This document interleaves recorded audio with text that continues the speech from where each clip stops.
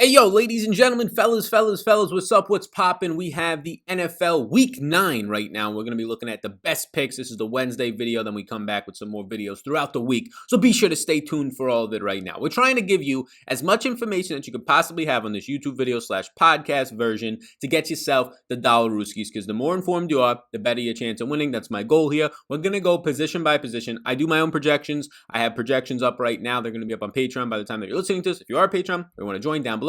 Projections and rankings for week 9 are already up, so I have a pretty good idea of the slate. I'm doing right now my in-depth research as well for the game-by-game notes, so we have a good idea on this slate right now. Now, as ownership comes out throughout the week, we could finalize that by leveraging some plays, by getting into matchups, and that's some of the stuff we talk about on Fridays. But let's look at each position right now and just see at where we are, right? What are we thinking for this week in week 9? Where do we think some of the leverage is, and where do we just think that the best plays are, right? The Patrick Mahomes, which looked as obvious as possible last week, but everybody wanted to get off of it because of price, because of how bad they looked the week before. I don't really know what people were doing last week. Bunch of donkeys, in my opinion, at 10% ownership. Patrick Mahomes not being played in that game environment. Projected for 5 touchdowns, no other team within 7 points of their team total, as all the other totals were dropping, and people still didn't want to drop on him when he had cheap stacking options all across the board for the most part. So we're here right now to try and find those types of plays. Maybe they won't be as obvious this week. There are some pretty nice plays that we're going to get into, but before we do, like button for me, and the big old subscribe button pops up if you're on the YouTube channel. Greatly appreciate that. A chance to win $50 rooskies if you're listening on the podcast or want to go over to the podcast version. The Sal Vetri Show on iTunes. You can go over there and you can leave a 5-star rating and review. Probably takes 60 seconds of your time at most if you go over there, 30 seconds maybe, and you have a chance to win $50 a weekly giveaway. So be sure to check all of that out.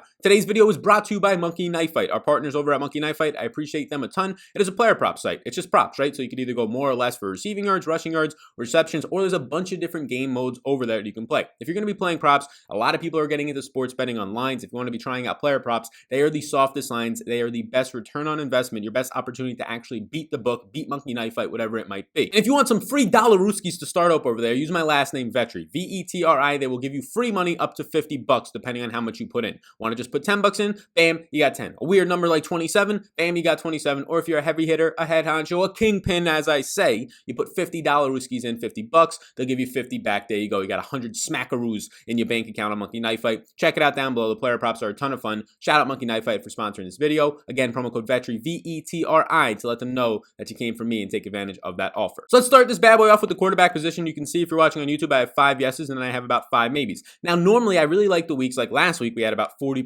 Mahomes, 47% I think by the end of it when it was all over. Last week, I usually like to get like 1 to 2 to maybe 3 guys to make up the majority of my ownership. If I have 2 guys making up 50% of my ownership, I feel okay with that because I like being leveraged on games. Now, normally though, I play like 8 to 10 quarterbacks in my stacks. I play 150 lineups. So when I'm playing 8 to 10 quarterbacks, I might only have like 3 lineups with one guy, 7 with another, and then it starts to piece it together. But normally I get like 2 or 3 of a lot of a guy, right? So this week, some of the guys that are going to be maybe in the candidacy for being that guy, starting it off with Kyler Murray. Kyler Murray's going to return to the main slate, and yes, he continues to look very good. Yes, you continue to get this rushing upside that's going to be elite out of him. Now, I don't know if Kyler Murray actually comes in with all that much ownership. Normally, quarterbacks don't really get too chalky. I think they'll all be, for the most part, balanced out between like all the way down to like 1%, but then mainly a lot of guys will hover around like 6 to 8% owned. You know what you get out of Kyler on the ground? He's averaging 9.3 rushing attempts per game, 62 yards per game. He's coming off of what was definitely his best game of the year against Seattle, which was maybe even the best game just in general this year, where he scores 38 fantasy points. But Kyler Murray has not yet scored below 23.1 fantasy points this season. That was his worst finish this year, where he finished as the quarterback 9 that week. He's just so consistent. So if you're talking about cash games, yes, he's expensive, but he's somebody I try to prioritize there because of his consistency.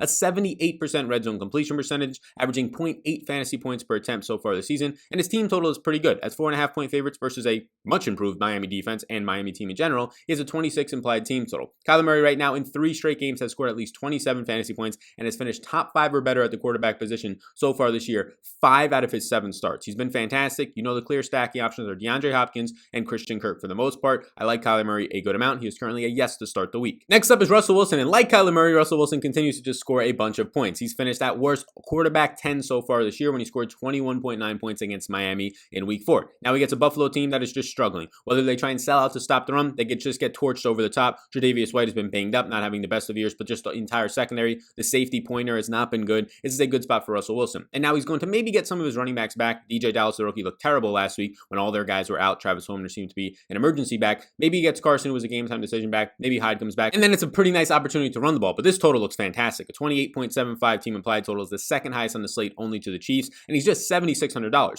You know the stacking options. DK Metcalf has gotten up there and he's expensive, but then after that, Tyler Lockett is actually fairly priced, and a matchup in the slot against Buffalo is a top 3 matchup for slot wide receivers, and Tyler Lockett currently is the #1 fantasy points wide receiver. Now, obviously, Devonte Adams, I would say, is the best fantasy points wide receiver, fantasy points per game wise by far. He's just missed some games, but Lockett is actually scoring a ton of points and getting in the end zone, which is something that we like to see for the correlation with Russell Wilson, who is currently averaging 307 passing yards per game, 37 yards on the ground himself this year, and so far right now in 3 straight games, he's scored at least 25.5 fantasy points. Not just in 3 straight games, every single game this year except for one, so 7 out of the 8 games. The only game, again, at Miami, where he scores 21 points. Every other game this year, he scored at least 25.5 fantasy points, and 4 of those 8 games, he scored over 30 fantasy points. Russell Wilson has a ceiling on him and a very stable floor. That's why Russell Wilson, when it comes to cash, he's cheaper than Kyler Murray, and he looks just as good as him in terms of a cash game atmosphere, so both of them will be cash considerations for me, but definitely both have nice stacking game options from a GPP standpoint. Now, Deshaun Watson is an interesting play here at 7,100. You get the discount off of him, but you get sort of a similar role, not to the same extent because of just the overall offenses and just honestly the coaching staff,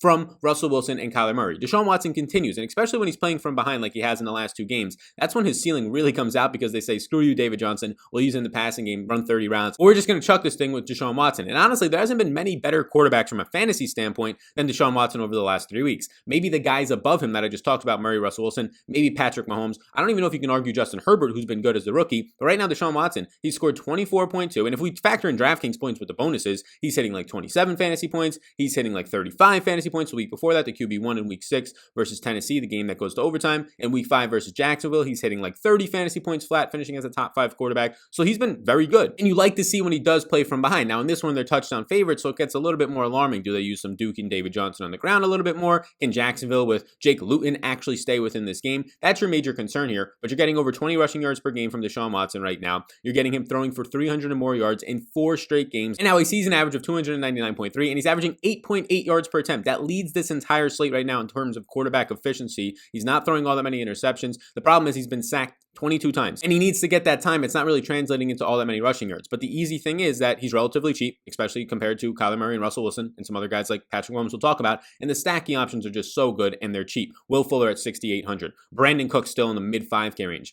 Even Randall Cobb to an extent. Now, I don't think you can go to the tight ends with Jordan Akins due back, but those 3 wide receivers are definitely good stacking options. I would primarily stack them with Will Fuller and Brandon Cooks. Run back options would be my concern here from Jacksonville with the backup quarterback, but James Robinson grades out nicely at the running back position, getting all the volume coming off of a bye week right now. But the big issue is the fact that you're going to play James Robinson as a 7-point underdog, right? You're going to be playing Deshaun Watson as a 7-point favorite. Does that actually lead to a game flow where they're going to go out there and let him throw for 300 yards? Let him finish like he has the past 3 weeks as a top 5 and top 10 quarterback each and every week. The guys above him have a little bit more security in those regards, which makes them a little bit more appealing. But from a GPP standpoint, I think they're all firmly in play there and look very similar to me. Deshaun Watson, actually, if I look at my projections, I have projections and rankings on Patreon. Ownership hopefully should be coming within this week. I was expecting to have it by now. I'm waiting on just a finalization of some emails and stuff so I can get data access. But right now, Deshaun Watson grades out as my best point per dollar value, bang for your buck quarterback play. That does not mean go ahead and play him, right? You have to find stacking options, but it does indeed make him an okay cashing game option. Next up is the rookie Justin Herbert, and there might not be like 6 quarterbacks that I would want more than Justin Herbert from a season-long fantasy league. Like, check this out, right? He scored 24 or more fantasy points in 4 straight games. He scored 23 or more fantasy points in every game except week 3 against Carolina, where he still threw for 330 yards. And the big thing with Justin Herbert is he's becoming just like this game flow type of independent quarterback, even in difficult matchups. He goes out against Tampa Bay, a very daunting defense, scores 24 fantasy points. He goes out against Denver last week, one of the, again, a top 3 overall defense with Tampa Bay, other team being the Steelers. He scores 23.2 overall fantasy points, finishes as the quarterback 4 on that week, doesn't hit the 300-yard mark, 278, making it the 3rd time half the times he's hitting 300 yards, but he did throw for another 3 touchdowns. He had 2 picks in that game. It could have been an even better performance, and you just know the stacking options. It's clear as day that he's just targeting down, and the price point has come up now a little bit on Keenan Allen, so that's the concern. But Keenan Allen, and you're going to have Mike Williams. Hunter Henry is eventually going to click, and at his price point now, 4K, it actually makes him look a little bit more appealing from a stacking standpoint. Herbert averaging 303 yards per game. That's 3rd on the slate, only behind Matt Ryan and Russell Wilson right now. Herbert looking good from an efficiency standpoint at 8 yards per attempt, and you get the rushing upside too. 24 yards per game on the ground right now. Herbert does look good. Now, he's coming off of his worst yards per game efficiency average. He also threw 2 interceptions the first time that he's done that. So maybe we track this a little bit, but I would actually account that to the fact that he saw the most hurries. He saw the most pressure this week. He was hurried on his dropbacks 22 times. The most before that was the first week that he came in as kind of a spot start against Kansas City, where he only saw 13 hurries. So he's actually been, the protection rate is not that great, but he's actually been getting the ball out quickly when under pressure. This past week, he had 22 hurries, led to some incompletions, led to some inefficiency in the passing game, but still scored 23.4 fantasy points. Herbert is a yes for me. Next up is Patrick Mahomes, and yes, pure fantasy points wise, he'll grade out as like the number 1 or number 2 play, but you have to keep in mind that he's $8,100, by far the most expensive player on the slate, and you're not going to just always bank on him scoring 5 touchdowns to pay that price off like he did last week. Patrick Mahomes was not that good against Denver because, well, nothing to do with Patrick Mahomes. He gets pulled because they have a defensive score, and then they have a special team score, but this is the whole thing about that. Nobody wants to play him against the Jets next week, where they have a 5 touchdown implied total. Now they have a 31 implied team total, and he's the number 1 quarterback, scoring over 36 fantasy points last week. I think he scored close to 40 fantasy points when you factor in the bonuses. Only one time this year has he scored below 20 fantasy points, but they're very easy and they're very willing to run the ball if they need to. Now, a matchup here against Carolina, the dead last run defense right there with the Bills, the 2 worst in the NFL right now, they can actually just run this ball out with Le'Veon Bell and also Clyde Edwards-Helaire a lot. So right now I have Patrick Mahomes as a yes. He's closer to a maybe this week. Look, he went off last week, right? That does not mean that he's automatically at the same price going to be in play this week, because Kyler Murray's now in the slate, because Russell Wilson's cheap, because Deshaun Watson's cheap and he returns to the slate, and so on and so forth. So I do like Patrick Mahomes because, yes, there's endless stacking options, but Tyreek Hill is now more expensive. Travis Kelce is now becoming more expensive. Mecole Hardman's getting more expensive, and even DeMarcus Robinson, who does not come up all that much in price point, he gets a little bit more expensive, and he's really hard to rely on, so trying to get another 16 plus fantasy points is difficult there. So I like Patrick Mahomes, right? 271 yards per game. He's giving you over 20 rushing yards per game, but now that there's other options that there weren't last week, namely Kyler Murray and Deshaun Watson on this slate, and even a better matchup in price for Russell Wilson, I'm not going to get to Patrick Mahomes anywhere near as much as I did last week when I was getting 40+% of him in my GPP builds, and I played him in all 3 of my 3 max lineups, 100% in the higher stakes. And if you want to be able to win the Dollaruski, sign up for Patreon so you can be informed on the Closing Thoughts podcast, the projections, the rankings, where I basically just said like, well, this is Patrick Mahomes, and then do whatever else you want at the other quarterback positions to fill it in. I'm going to play a bunch of Patrick Mahomes. I'm going to play a bunch of Patrick Mahomes. Whatever comes in after that, that's fine, but we're going to play a bunch of Patrick Mahomes. We got some like Aaron Rodgers in there, which was basically fine if you just stacked him up with Devonte Adams last week. 3 passing touchdowns for Rodgers, all 3 to Devonte Adams. But Patrick Mahomes was the key to the slate, and for some reason he was only like 13% owned in the higher stakes and 10% owned across the board. Now I have some other interests at the quarterback position. We won't go too deep into them, but Josh Allen, yes, I like him on the opposite side of that Seattle game. Seattle's defense has been absolutely abysmal. They're going to have the best matchup right now in terms of fantasy points per game allowed. Josh Allen with a 25.75 team implied total as a 3-point underdog. They have not been good this year right now, right? The last 3 or 4 games, this Buffalo team in the passing game, but this is the perfect spot.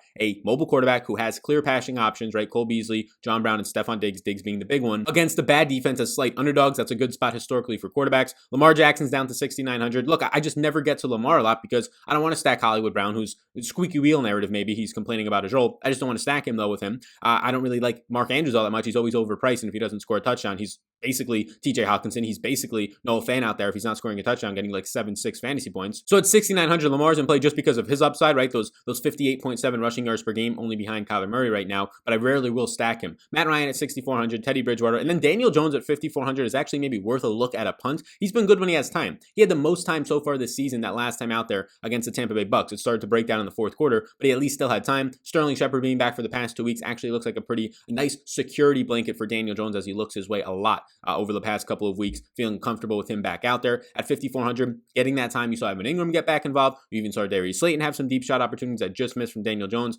Matchup against Washington's defensive line is not great. I really don't know if I ever play him. Maybe a couple tournament lineups, definitely not higher stakes, but Daniel Jones would be the one cheap play that I would at least look at this week at $5,400. We now move to the running back position, where it's going to be highlighted by some big names and potentially Christian McCaffrey returning this week. They're optimistic that he can return. So at the top of this, we're going to look at Dalvin Cook, 8,200. Yes, he's in play. Detroit's defense has been absolutely abysmal right now against the run for basically 2 straight years now. They're not like dead last or bottom 3 in the league like they were last year, but they've still been very bad. You have Dalvin Cook at this point averaging 1.08 fantasy points per touch. That is the number 1 player on the slate right now in fantasy points per touch for a guy that we're not used to catching a lot of passes. Well, when you take a 50-yard screen pass to the house last week, that's going to help you. He's having 23.5 opportunities per game. His offensive line is allowing just a 13% stuff rate at this point. That also factors in Dalvin Cook's skill set, his lateral mobility, and also his vision, but 13% stuff rate is the lowest on the slate. So you're getting a running back who has running lanes, who's hitting those running lanes hard, and he's getting all the opportunity in the world right now with over 20 attempts per game, still seeing over 3 targets. He's going to be chalky. He'll probably be maybe the highest owned player in the slate. I understand that. Doesn't mean you have to play him. I'm probably going to get a lot of him in MME. Maybe I pivot in some of my single entry and 3 max lineups as a 4-point favorite with 28.25 team implied against a bad Detroit run defense. Look, I know he's expensive at $7,000, but he's facing Houston, which is actually a better matchup this year than even Dalvin Cook's against Detroit. And James Robinson, the undrafted free agent, we have to stop ignoring what he's doing right now. Now, look, a lot of these weeks he's not putting up the 20+ plus points that at $7,000 will really win you a tournament. But he's coming off of a 29.7 fantasy point outing against the Los Angeles Chargers, where he was the running back 2 that week. And this is the issue for him. He's either really hit or miss, right? Top 10 running backs this week have been 4, and performances of over 20 points have just been 3. But keeping in mind that he's only played so far this season 7 games, that's actually not the worst situation. And now you factor in a good matchup. Now he has played Houston so far this season. He had 13 rushing attempts. He ended up having 70 total yards, and he did catch 5 passes on 7 targets. He's coming in as a 7-point underdog. This is the big issue for him. So he's currently a yes for me just based on volume and the fact that I do think James Robinson probably comes in a little bit lower owned than this one. And I think that he's probably one of, if not my favorite run back options from the Houston side of this one. But a backup quarterback starting for him, that's the big concern. Robinson may be closer to a maybe than a yes. That might be a little bit aggressive to start the week out. James Conner's the next man up, and James Conner's passing game role, and you saw this 2 years ago, like his passing game role was fantastic when Big Ben was out there setting the records for pass attempts, passing yards of over 5,000 yards. It looked very good. Now his passing game role has not been that good, but I will say in back-to-back games, you're getting 3 receptions out of him. You're getting them to be huge favorites here, 13.5-point favorites. I actually got it at 9.5. FanDuel dropped that out there pretty early, and they probably did it pretty wrong. So now it's to 13.5 pretty quickly against this Dallas Cowboy team, where they're going down to like Garrett something, their 4th-string quarterback, maybe Cooper Rush, who's joined the team. They're trying to battle that thing out. But James Conner at $6,900, I would expect James Conner to pick up some ownership, because this is where he's been the last couple of weeks. 18 touches, 23 touches, 21 touches, 18 touches, 22 touches, 18 touches, right? When he's healthy, outside of week 1, the only week that he wasn't healthy, 18 plus touches every single week, and he's averaging so far in the season opportunities, 19 opportunities this year. But keep in mind, week 1, he leaves early with just 8. If you factor that out, he's averaging actually opportunities-wise over 21 opportunities per game, which puts him in this elite category up top. He's going to be a huge favorite. He's going to get a lot of goal line work with 23 attempts already this season, being top 5 on the slate. James Conner looks like a pretty clear yes for me. Now, Josh Jacobs is the next one up, and I have him as a yes. He's a 1-point underdog in this one against the Los Angeles Chargers. Josh Jacobs in these close game totals is where you're going to want to play him the most, or obviously if they're going to be favorites. But you saw last week exactly what happens with Josh Jacobs. You need him to get this game flow, and even with that, the offensive line has just been not that great so far this year, allowing a 17% stuff rate, which is below average. Josh Jacobs is getting the volume, 24.6 opportunities per game right now, ranks 3rd overall on this slate, only behind Derrick Henry and Christian McCaffrey. And if you factor out McCaffrey's small sample size, he's actually 2nd on the slate in opportunities per game. He's coming off of a week where he had 31 carries, ran 7 routes. It was a game where they won 16-6. It was pretty close to a tie, or they were leading basically the entire game, but 31 carries for just 128 yards. This offensive line has not been good for him, right? When they're actually ahead or in games where they can run a little bit more or keep the game close, you saw it with Kansas City. They actually won that game. He gets 25 opportunities. To start the season out against Carolina and New Orleans, games that they're close or leading, he gets to start the season out 29 opportunities and 30 opportunities. So these close total games based on Vegas is where you do want to play him. Josh Jacobs here, I'm going to project out for somewhere around this 24-25 opportunity mark in this game. And at $6,300, the price point only comes up $100. It's good to be looking at. Next up is David Montgomery, and boy, oh boy, does this guy just straight out suck from an efficiency standpoint. Now, David Montgomery, though, the last 5 weeks, he leads all running backs in routes run. The last 3 weeks, he leads all running backs in overall touches and opportunities, that is, because of what he's doing right here. So this is what you're getting out of David Montgomery since the Cohen injury. This is dating back from week 4 then to week 8. 6 targets, 8, 5, 5, and 5. How has that turned into receptions? 3, a career high 7, 4, 5, and 2. Now, he had for the second time this year over 100 yards total, but it took him a ton of opportunities, 23 opportunities. He had 1 long run as well. But he's now ran 27 plus routes in 4 of the last 5 weeks, and in 3 of those weeks, he's ran 30 plus routes. He's just heavily involved at this point. Now, you're getting a lot of opportunities, 19.4 per game. Again, factoring in a couple of games when Tariq Cohen was still there. He stinks at $5,700. He's not that efficient, but you're getting the red zone usage as well. This past week alone, he had 5 red zone touches. The week before that, 4. The week before that against Carolina in week 6, when he scores 13.7 fantasy points, he has 8 red zone touches, and the man could not find the end zone. He's probably going to find the end zone, as he has not now in 3 straight games. Eventually, this looks like a decent week to be playing David Montgomery sub $6,000. The Davids are cheap this week, and David Johnson is also cheap coming off the bye week. Look, David Johnson is very similar to David Montgomery in terms of not being efficient. But the nice thing about David Johnson is you've had 4 straight weeks of 18 plus touches, and he's coming off of a week where he's just saw 18 touches against the Packers. He's just finding his way into the end zone with 4 total touchdowns this year, and he's now scored at least 11 fantasy points in 5 straight games. The best game that he's had, he's coming off of against the Packers, 16.4 points. He caught all 4 of his targets. The most he's had this season is 4 receptions, tying a season high 4 targets. He had 84 total yards and a touchdown. Twice this year, he's gone over 100 yards. What you're getting out of David Johnson is 17.9 opportunities per game, but you're not getting a lot of efficiency. But the nice thing is here, they're big favorites, 7-point favorites, with the 2nd to 3rd highs, tied in 2nd in some spots. 3rd highs slightly behind Seattle, and a lot of books online for sports betting is a 28.5 total at $5,600. I expect David Johnson to be picking up ownership. I think it's a nice game flow for him. I think if he's going to continue to run this many routes, even with Duke Johnson back the last 3 weeks, 23 routes, 26 and 33 routes, right? They're trailing in these past 2 games to 26 and 33. So if they're leading in this game, expect closer to like 15 to 16 15 routes run, but then expect closer to like 18 to 20 carries. And to close out my yeses, and we can just hit on some of the maybes, I know people are probably like, how hasn't he said Christian McCaffrey's name yet? We'll get into that in a second, but Justin Jackson is going to be a yes for me. I know that Tromaine Pope also came in and had double-digit touches, and people think this might be a three-headed backfield, but I think that Tromaine Pope coming in last week actually hurts a man in Joshua Kelly, the rookie out of UCLA, more, because this is what you're getting, right? You're getting the last 3 weeks since the injury to Austin Eckler, 58% of the snaps, 40%, and 48% of the snaps. Now against Jacksonville, none of the running backs really had a big role, but Justin Jackson last week had a total of 20 overall touches. 2 weeks ago, before that, right, Jacksonville, he only has 10, not many running backs are even being used in that situation. Then the week before that, he goes out there and he has 20 overall touches. So he's coming off of 20 touches. He had 5 targets for the third straight game. He brought in 3 of them in this past game, finishes a top 10 running back at 7.2 fantasy points. And since the injury to Eckler, he's scored 14.4, 10.5, and 17.2 fantasy points at his price point of just 4,900. Even if he gets his average over these last couple of games of about 13 fantasy points, that's going to pay off for you. And then we get into some of the maybes that you can see. McCaffrey is very cheap, but we don't know what the full role is. They say Mike Davis will still be involved. Maybe that's just because they want to work in Christian McCaffrey this week. If they come out and say Christian McCaffrey's practicing in full on Thursday, he's practicing in full on Friday, he's a full go for this week, well then yes, Christian McCaffrey for me is going to be looking like probably the best play in the slate, even as a 10-point underdog against this Kansas City team that's not that good against the run. Improved, but not that good still. It's still a spot we could see McCaffrey drop 30 plus points just based on how often he's using this offense. But keep in mind, Robbie Anderson has made a name for himself since McCaffrey's out there. DJ Moore is still DJ Moore. Curtis Samuel's coming off of basically the past 2 most efficient games maybe of his NFL career, or at least the most used we've seen him in the last 1.5 to 2 years. This is definitely a different team that doesn't just have to rely on Christian McCaffrey back there. So he's $8,500. He's very cheap, something we haven't seen in a while. Right now, I do prefer Dalvin Cook, but we'll see as the week goes on for injury news. Other guys that I'm interested in, but not to the point where I want to go full on yes. Derrick Henry, Chase Edmonds, you have to keep an eye on. If Kenyon Drake is going to be out, obviously no interest in Kenyon Drake, and then interest in Chase Edmonds rises. If Kenyon Drake is in, no interest in Chase Edmonds at 6,800. Zeke at 6,600 in a brutal matchup. Probably not going to get there, but at least worth pointing out because he is seeing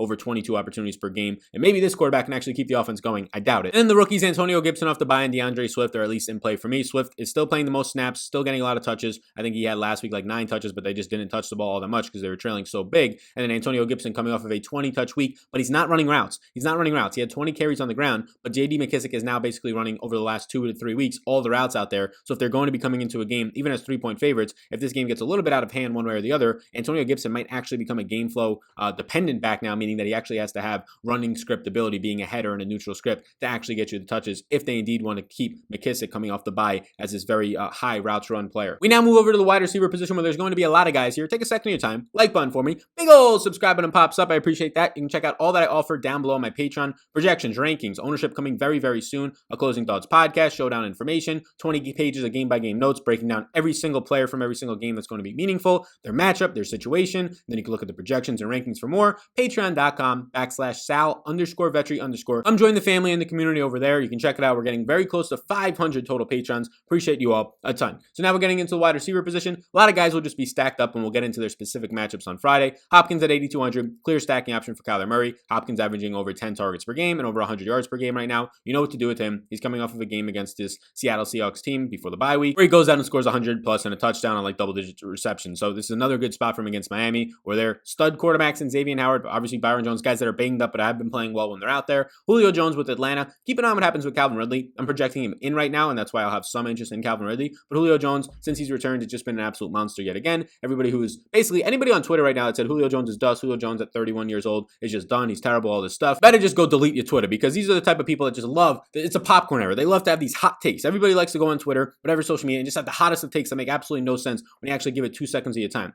Since his return, since being injured, this is what you're getting out of Julio Jones right now. You're getting 33.7 fantasy points, the wide receiver 2 that week. You're getting 17.7 where he only catches 8 of 9 targets for 97 yards. How dare you? And then last week against Carolina, against Troy Pride for the most part, 85% of the snaps, he ends up running 31 routes, which was his least routes run since he got injured. He ends up running 31 routes, which tied his least for any healthy games he's been in this year. It doesn't matter. Still sees 10 targets for the 3rd time this season, catches 7 for 137 yards, has 20.7 fantasy points. Julio Jones is an absolute beast. We all know that. Bryce Callahan, if they want to put him on that, is not going to be any match for Julio. Go out there, get some Julio at 7,200, especially if you're playing Matt Ryan stacks. Tyreek Hill, I played back-to-back weeks and it's worked out. And yes, last week it worked out in a major way, scoring the 2 touchdowns. He's now priced up. 2 weeks ago, he's like 6,200, then 6,700. Now he's $7,100. Highest team total on the slate, averaging a 36% air yard market share for Kansas City. 15 yards per target right now is up there as like a top 2 or 3 player in the slate. And he's also getting the red zone work. Tyreek Hill so far this season has 7 red zone targets, which I believe puts him top 5 in the league. He also has 3 red zone touchdowns. So he's being used deep down the field, but also in the red zone. Give me some Tyreek Hill at $7,100. As we keep going down, Keenan Allen continues to just be like one of the best value plays. Even priced up at $7,000, he still looks very good. He's just being targeted week in and week out. Last week, he finally got in the end zone after the week before that, having 13 targets and not finding the end zone. After the week before that, getting banged up after finding the end zone. So he's just heavily involved at this point. Some of his numbers are going to be skewed because he left the game early. So his 10.6 targets per game is actually above 11 per game if you take out the game where he leaves early in the first quarter. He's averaging, if you take that out, over 85 yards per game as well. And this guy historically just destroys the Raiders, who don't have anybody to really put on him for this game either. So what I like right now is the fact that you're seeing these are his last couple of games when healthy: 11, 13, 12, 19, 10, and 8. Those are his target shares this season when you factor out week 5 when he got hurt against the Saints and Marshawn Lattimore, where he started that game off with 2 receptions on 2 targets for 29 yards and a touchdown. Keenan Allen continues to look like a strong cash play and GPP play, especially in your Herbert Bills. Tyler Lockett, $6,800. It went from Lockett week to now DK week. Says now back to Lockett week. I don't know, but he's very cheap. He's $1,000 cheaper than DK Metcalf, who I also have interest in, but in your Russ stacks, I probably start them this week with a Lockett against a Buffalo team that in the slot has struggled a ton. Lockett averaging 9 targets per game. Looks very good. Will Fuller's the next one up. He's similar to Keenan Allen in terms of he got hurt against the Baltimore Ravens in a game, and that skewed a lot of his production per game stats down. He's averaging way more than 7 targets per game. If you factor out that game where he puts up the goose egg, he ends up going out there for 0 fantasy points, sees 0 targets. He did run 20 routes, but he was basically a decoy out there. If you factor out that game, he's basically averaging close to 9 targets per game. He's averaging close to 80 yards per game. He's averaging a lot more usage per game as well. So Will Fuller at $6,800, his price point basically hasn't changed at all. He had a matchup against Jair Alexander last time out. It was tough, still found the end zone on 6 targets, 12.5 points. He scored a touchdown in 5 straight games. His target shares have kind of been all over the place: 6, 11, 8, 7, 5. You would like to see that kind of stabilize closer to like 8 or 9. This is a good matchup for him though, in my opinion. So get yourself some Will Fuller, especially if we're really going to be liking Deshaun Watson this week. Robbie Anderson looks like great value. They're going to be playing from behind as 10.5 point underdogs against Kansas City. The matchup might not be the greatest here, but you're continuing to get him being the wide receiver 1 for this team in terms of volume, routes run, and target share. 38.5% of the team's overall air yards this year. That's about top 5 on the slate. Get yourself some Robbie Anderson. Getting down to Chase Claypool. This is what we like to see. Look, Chase Claypool had that huge blow up monster game, and then it's like, okay, it comes out the next week and literally scores negative fantasy points, right? He had the fumble on like 1 catch for 2 yards or something along those lines. And then he comes out this past week and he does it against Jimmy Smith and a good Baltimore secondary. He goes for 9 targets, his second most on the year since he went off for that 4 touchdown game. He catches 5. He ends up having 42 yards and finding the end zone. So in a brutal matchup, he scores 13.2 fantasy points. The 4th time this year that he's topped double-digit fantasy points. Chase Claypool at $5,700. Right now, if Deontay Johnson is going to keep battling injuries, got hurt with a hamstring last week, he's just banged up at this point. It seems like Chase Claypool is becoming the number 1 wide receiver on this team pretty quickly. DJ Moore, another option if you want to go Teddy Bridgewater stacks or a full-on game stack with Kansas City. Running it back with DJ Moore, maybe a McCaffrey if you have the salary. Running it back with the DJ Moore and Robbie Anderson seems like a pretty nice idea. I touched on Brandon Cooks and Will Fuller being the main stacking options for Deshaun Watson, and honestly, you can make the argument with me right now that Brandon Cooks is actually the number 1 wide receiver on this team. Sal, it's Will Fuller. Of course, I think Will Fuller, if you're picking a team to start with, you would pick Will Fuller, downfield option, also being used in the red zone. But Brandon Cooks, these last 3 weeks, 9 targets, 12 targets. He scored 30.3 fantasy points. That was number 3 that week. He scored 21.8. That was number 6. And then before the bye week against Josh Jackson and the Packers, 39 routes. He's now ran 30 routes in every game but week 1 where he got banged up. 13 fantasy points before the bye week. So yeah, at $5,500, this should be like a $6,300 wide receiver. He's way too cheap. Our final yes at the wide receiver position, then a long list of maybes that I can touch on. Sterling Shepard, since he's returned in back-to-back games, he's quickly become the go-to option for Daniel Jones. He's seen in back-to-back games 18 targets, bringing in 14 of them, scored a touchdown, and now he's had 17.9 fantasy points and 15.4 fantasy points. And all 3 of his healthy games this year, right? He left early after 9 routes in week 2 against the Bears. All 3 of his healthy games, he's seen at least 6 targets and scored at least 10 or more fantasy points. And now he played on Monday Night Football, so this game wasn't in time for them to adjust his salaries. So at $5,800, he looks more like a $5,400 to $5,600 wide receiver. You're getting a nice built-in value there for him. Again, maybe you want to be risky in like the Millie Maker or something, play a Daniel Jones stack, and taking on risk is a good thing in those types of formats where you have to try and take first place.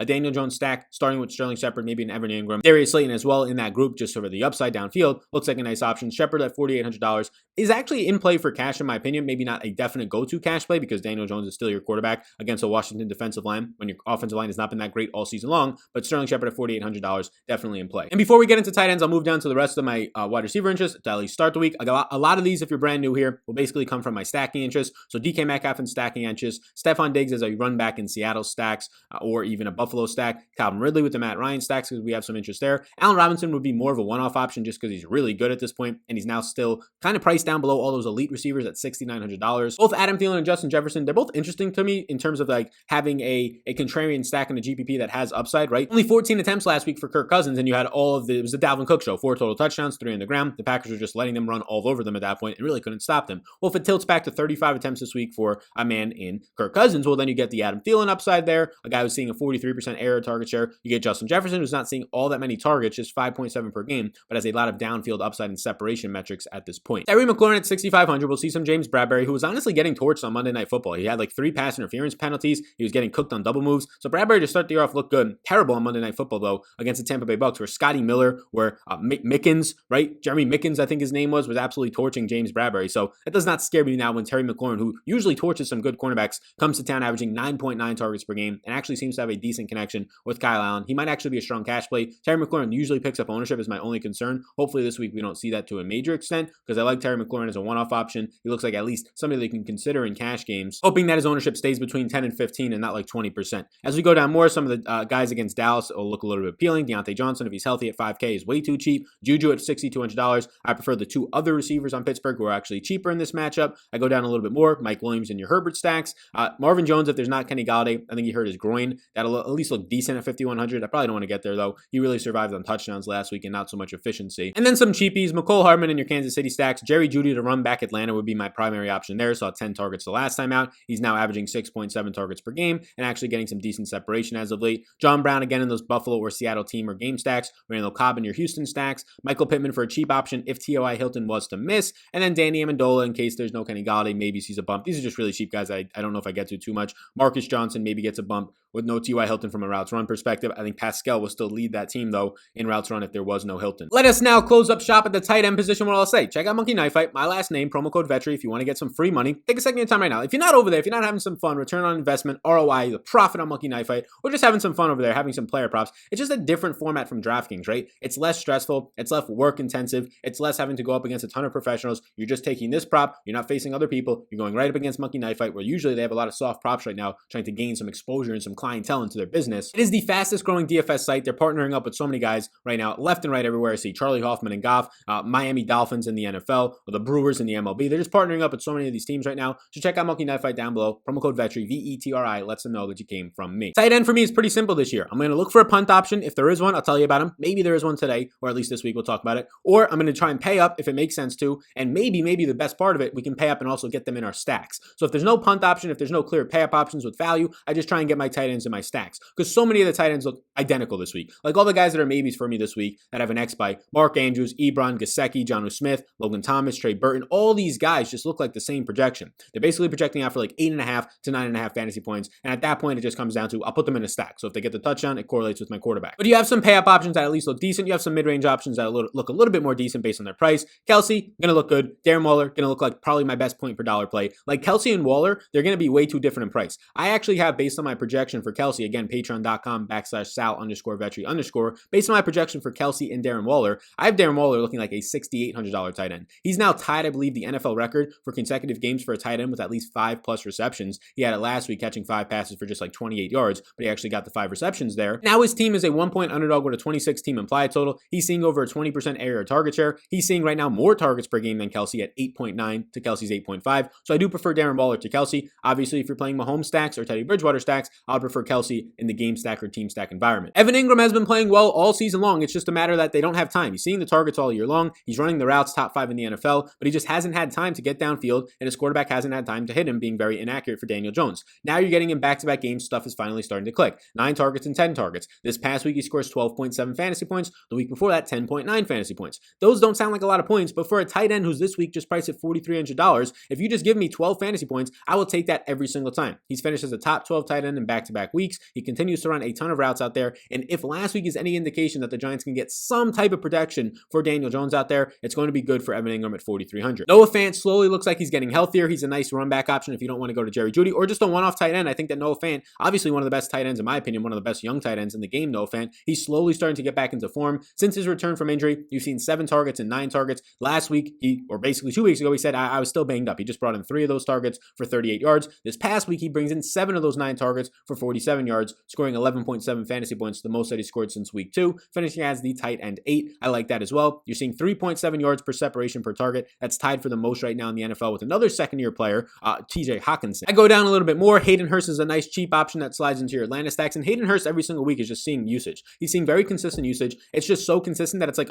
under the radar. It's very similar to Eric Ebron before he scored his touchdown last week. But this is Hayden Hurst's last couple of weeks, right? 6 targets, 6, 4, 7, and 7. So back-to-back weeks with 7 targets. He had a red zone target last week, caught 5 passes for 54 yards. Hayden Hurst has scored at least 10 or more fantasy points in 3 straight games this season, and he scored at least 9 or more fantasy points in 5 of his 8 games, coming off of 3 straight performances of at least 4 receptions. At his price point, Hayden Hurst should probably be like $4,700. He's too cheap. The super draft multiplier of 1.7 also looks very good. And then Hunter Henry for a lot of people has been a letdown because you're stacking him up with Justin Herbert and he's not finding the end zone. And yes, he has been a letdown, but he's $4,000. So like, look, this is what he's been scoring as of late, right? So on the season so far this year in terms of double-digit fantasy point performances, 4 out of the 7 weeks he scored at least 10 or more fantasy points. At $4,000, you take that. The problem is the last 2 weeks he hasn't. 5.3 and 7.3, has not found the end zone all but one time this year. He's just found the end zone one time this year. That was in week 5 versus New Orleans, and he's only had 23 receiving yards and 33. So this is the concern for him, right? He's had 4 targets and 7 targets, but at $4,000, if he's just going to see 4 or 5 receptions, we'll take that. We'll take your 9 fantasy points if he can give it to us, and now he's at least a little bit cheaper in a good matchup versus the Las Vegas Raiders. I'll go there. I talked about all my babies. I'll get these guys if I'm doing stacks. Mark Andrews, Eric Ebron, Gesicki, Jonnu, right? I'll do these guys if I'm getting stacks. Logan Thomas before the bye week was actually seeing a lot of catchable targets from Kyle Allen, so that's something to keep in mind. He was definitely the number 2 option in this passing game, only behind the obvious one being Terry McLaurin, the second-year player there. He has seen 3 straight weeks of at least 4 targets. He's seen back-to-back weeks with red zone targets, and he's had 16 fantasy points, right? Scored a touchdown, 13.2 fantasy points and scored a touchdown. He's finished as a top 10 tight end in back-to-back weeks. He is touchdown dependent, but basically so is every other tight end in this range. So my yeses, I feel pretty confident in them. Then you get some maybes in there as well. Another thing to point out about Logan Thomas,